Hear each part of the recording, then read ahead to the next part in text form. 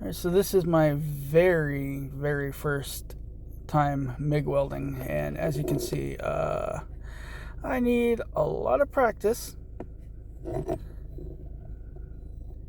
It's my very first time, so at least I got them together. I think this is the best one out of all of them.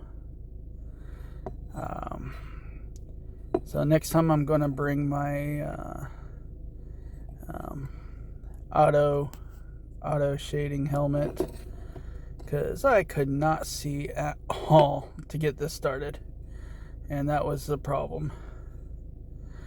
And oxyacetylene, I think I did really well for my first time.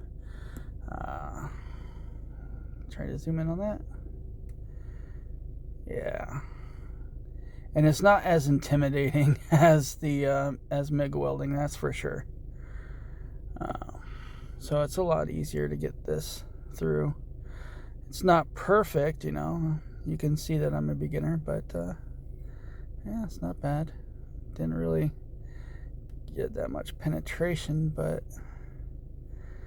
got it on the outside. Looks somewhat clean. Yeah. Held that there a little too long and melted it. Well, it's all melted, but a lot more than normal.